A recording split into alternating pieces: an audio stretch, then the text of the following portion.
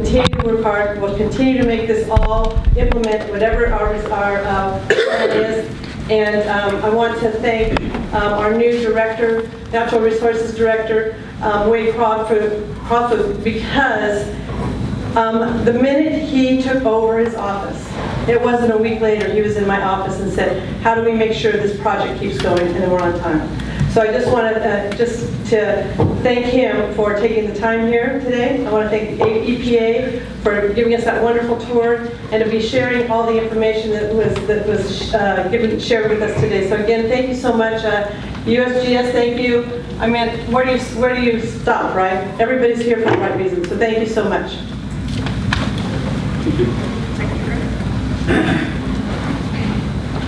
Yeah, thanks so much for the opportunity to speak and share some thoughts that I have. I'm Wade Crowfoot and I lead the Natural Resources Agency.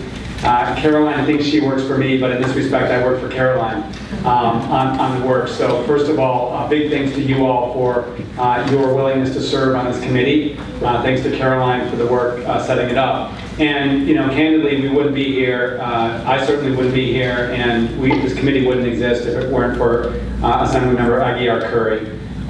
Pretty remarkable in her first term that she not only got a bill passed to direct our agency to stand up this committee, but then also to help secure funding that we'll be talking about in coming weeks. Thanks to the City of Clearlake for hosting, and thanks also to the US EPA for the tour this morning, and for Alex for setting it up. I thought the tour was impressive on a couple of levels. One, because it was clear and focused on really explaining the challenges, kind of the historic context of the Superfund site and also what's happening. I was also impressed and thankful that it was open to the public and that we got to hear from a number of different folks, including tribal leaders, that were really making sure that certain realities of that Superfund site weren't getting papered over. So I really appreciate that. Just briefly, the Natural Resources Agency includes a whole lot of departments that want to be helpful restoring Clear Lake. And that includes Department of Fish and Wildlife, Department of Water Resources, the Conservancies, the Department of Conservation, the Resource Conservation District. So I think we're in a good position to actually implement the recommendations that you all come up with in coming months, and that'll ultimately be our charge. AB 707, which founded this committee, is pretty clear.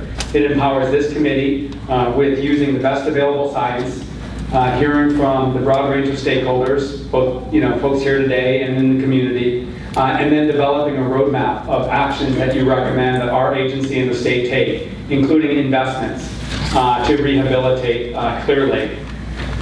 I'm excited and energized to actually get recommendations that are action-oriented and that can achieve measurable progress as it relates to restoring the quality of water in the lake. You all know this far better than me, is this is an amazing resource, natural resource, for communities, for sovereign tribes, certainly for the environment. And our goal, and really our responsibility at the state, is to help you rehabilitate the quality of the lake for all those important reasons. One of the opportunities we have is to invest $5 million from Proposition 68, which passed last June, that is designated for Clear Lake. That will be a topic, no doubt, of your deliberation as you get recommendations from the Technical Advisory Committee.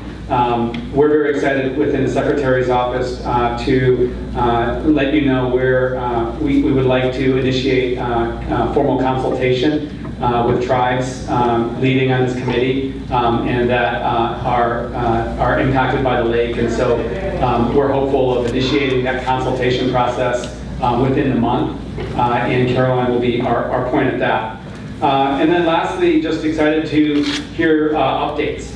Caroline serves in the seat that's designated for the Secretary. I'm getting updates from her a couple times a month. I'm able to stay for some of the presentations here today, but those that I'm not able to stay for, she'll brief me on. And then just look forward to the fruits of your labor, which is, again, actionable recommendations for the state. So thank you. All right. Thank you, Assemblymember Aguilar Curry and Secretary Crowfoot for joining us here today. knowing that you're short on time, we do want to move into those presentations that the Secretary mentioned. We'll start with local committee member updates and just kind of piggybacking on the presentations from earlier today. I want to go ahead and hand it over to Carter Jessup from EPA to speak a little bit more about the Sulphur Bank Superfund site. So it'll take us just a moment to get that presentation loaded up and we'll be ready to go.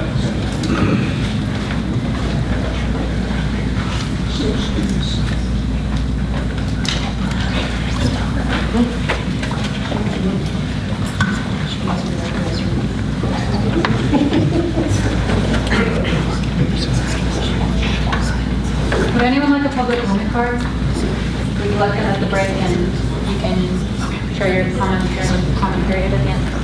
Sure. Relatedly, there is a fact sheet, just a summary site update regarding Sulphur Bank Mercury Mine. I handed a few out at the tour, but didn't have enough copies, and there's a stack of them I saw by the front door.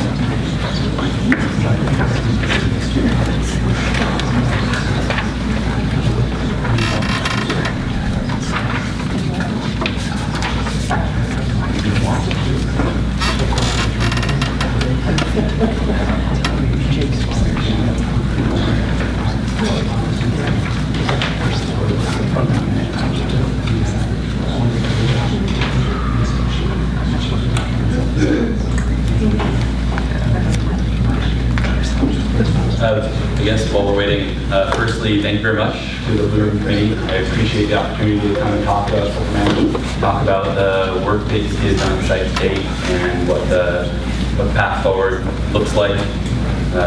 Sorry, we're still dealing with technical issues. But like I say, I very much appreciate the opportunity.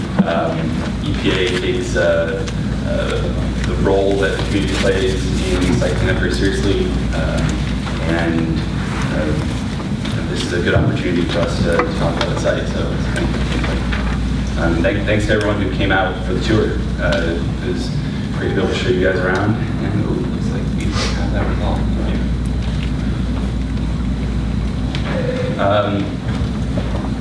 Covered that.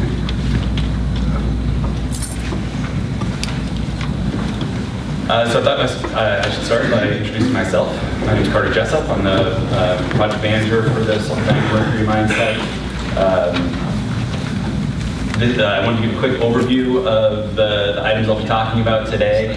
For those of you who made it to the field trip, a fair amount of this will be reviewed, but I'll also cover some new ground that we didn't have a chance to talk about and give you a chance to be reminded of the things we did talk about. Like I said, my name is Carter Jessup. I'm the project manager for Sulphur Bank Mercury Mine. Kelly Mannheimer is the section chief for the California cleanup section. She's here as well. Alejandro Diaz is the community involvement coordinator for Sulphur Bank. Unfortunately, he's out of the country, so not here today. Margot Perez-Sullivan is from EPA's press office, and she's here today sort of filling in for Alejandro. And John Lucero with E2 Consulting Engineers has been one of our lead contractors at the site for a number of years, and he's here today as well. Quick overview of the site.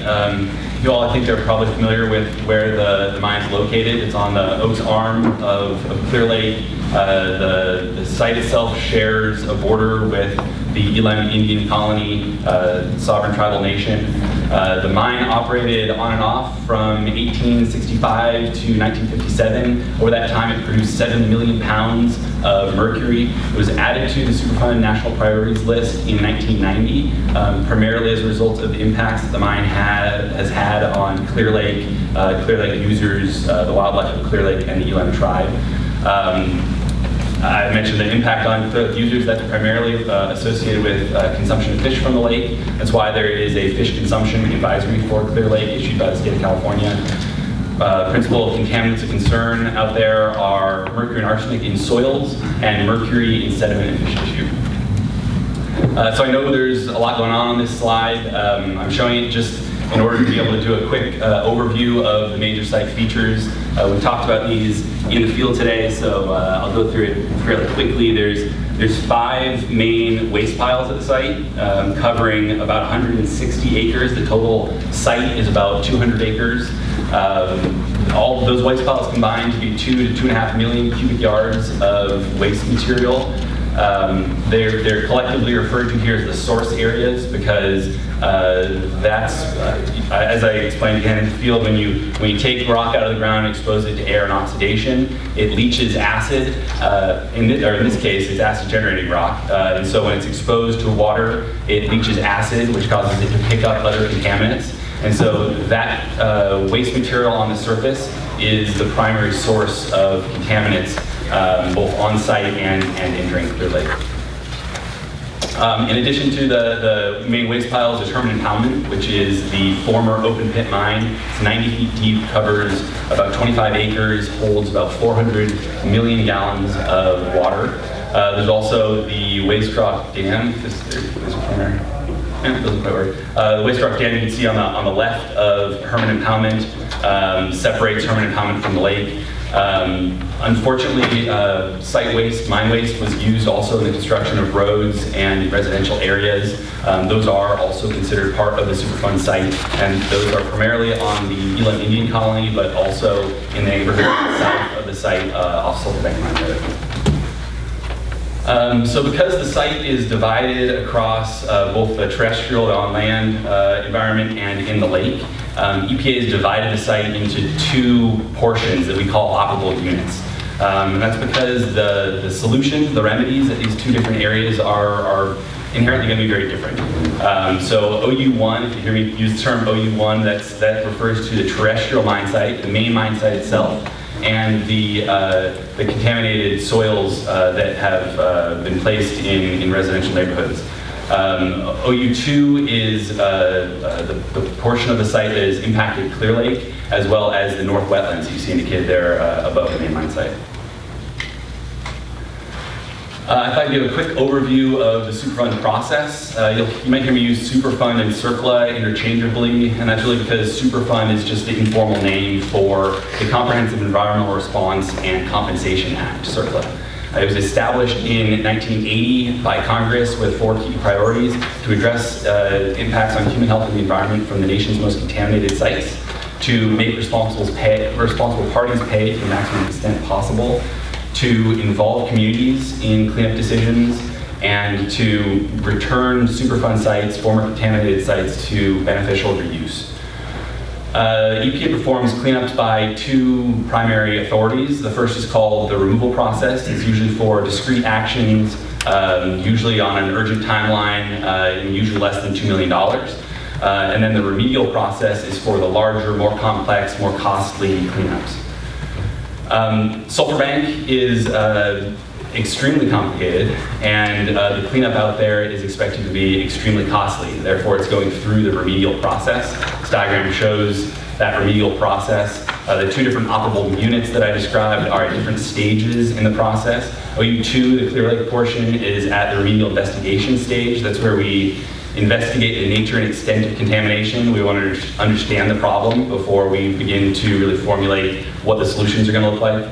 And operable 1, the mine site, is in that feasibility study stage. That's where we begin to break down what are our cleanup options. What would those look like? What are those going to cost? How do they compare against one another? So that we can eventually then move forward with a proposed plan that goes out to the public for comment.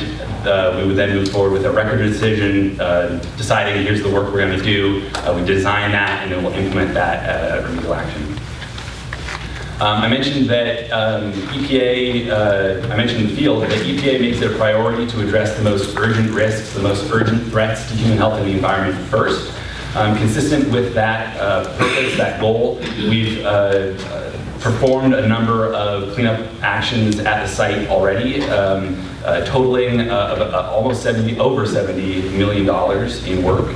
Those include basic site controls. It also includes removal work. I mentioned that there's contaminated soils in residential areas. That's not a tenable situation. So beginning in 1997, then in 98, 2006, and 2010, collectively EPA removed a total of 30,000 cubic yards of contaminated material from the Elam Indian colony. We also reconstructed a number of homes and removed roadbed material that had been constructed using mine waste. We also reconstructed the colony's water supply to put them on clean municipal water. In 2008, we took a similar action in the Sulphurbank Mine Road neighborhood to remove contaminated soils from that neighborhood. With regard to protecting Clearlake, I mentioned the stabilization of the waste rock dam. The waste rock dam used to be very unstable. It was just piled up and had slowly been eroding into the lake. EPA lowered the slope back on that and revegetated it. In 1999, following the exceptionally wet winter of 98, the El Nino winter of 98, we performed a major action to divert stormwater away from the site, around the site, to try to keep water from coming in contact with mine waste to the maximum extent possible. Historically, there were 4 main pathways whereby sulfur-bank-related contamination have entered Clearlake. Again, I quickly covered these in the field, but I'm going to go over them again for you now. Direct placement during mining operations. The mine operators were not concerned with environmental protection, and accordingly, the lake looked like a convenient place to dispose of mine waste. That ended when mining operations halted, thankfully. That material continued to erode into the lake until EPA's actions to stabilize the waste rock dam. That material would also erode into the lake during storm events, and the reduction in that pathway was achieved with the stormwater diversions that I mentioned.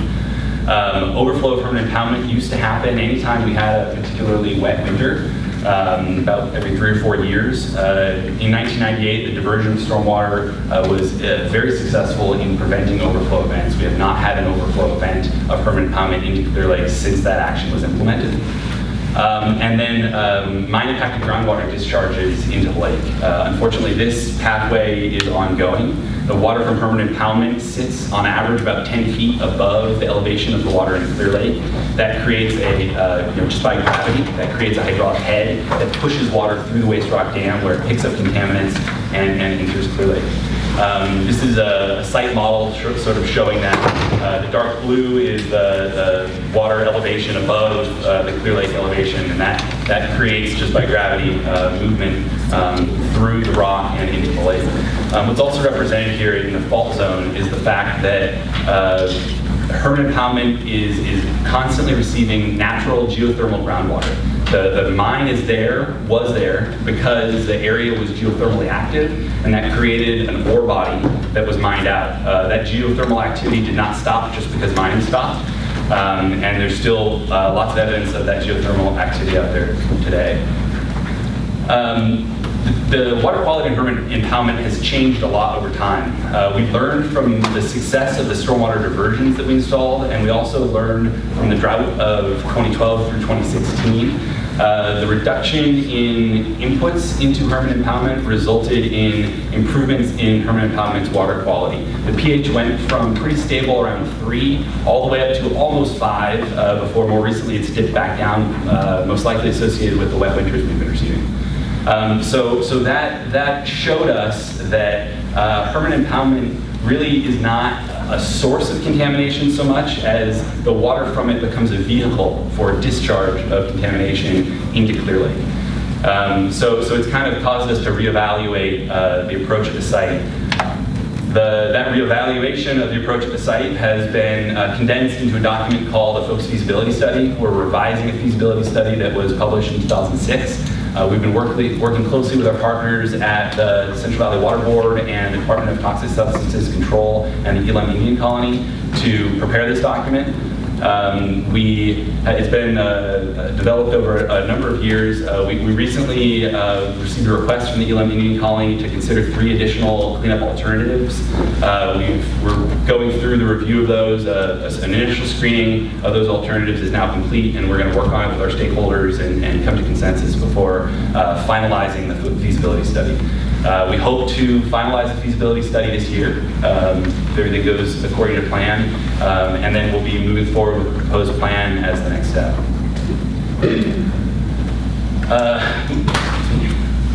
I mentioned that our understanding of the site has changed over time. We now understand that it's the flow through of permanent impoundment water through the Waste Rock Dam that is our continuing source of contamination into Clearlake. I'm often asked what effect that has on drinking water from Clearlake. Mercury binds to sediments in soil. And so as a consequence, the mercury concentration in the lake is actually quite low. The site does not pose a threat to drinking water from the standpoint of mercury.